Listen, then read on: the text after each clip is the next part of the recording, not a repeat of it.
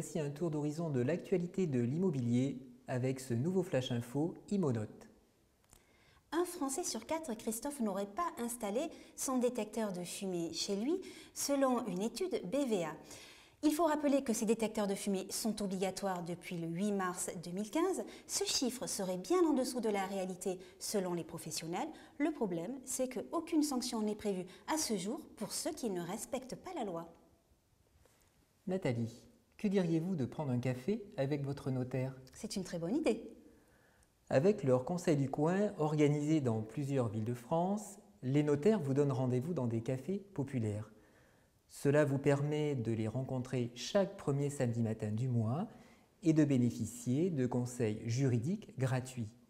Pour retrouver les prochaines dates, suivez le hashtag Conseil du coin.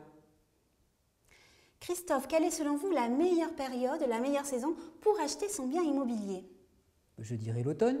Eh bien presque, en fait c'est l'hiver. Le marché immobilier est saisonnier, cela en fonction de l'offre et de la demande. En hiver, il y a moins de demandes, les prix ont tendance à baisser. En revanche, au printemps et en été, la demande est plus forte, les prix ont tendance à grimper. Donc, si vous achetez votre appartement ou votre maison en plein hiver, vous pouvez espérer faire une économie de 2 à 3% comparé au même achat effectué en plein été. Cause perdue pour les terrains à bâtir. La loi ALUR s'accompagne de la suppression du COS, coefficient d'occupation au sol, au niveau du plan local d'urbanisme. Concrètement, cela évite que les terrains à bâtir fassent une surface minimale. Prenons un exemple. Avant la loi ALUR, la construction d'une maison de 200 m² nécessitait une parcelle de 1000 m² minimum. Désormais, cela n'est plus nécessaire, ce qui donne de la valeur aux petites parcelles et favorise les projets de construction individuelle. Paris est la 4e ville la plus chère au monde en termes de prix immobiliers, selon une étude du cabinet de conseil CBRE.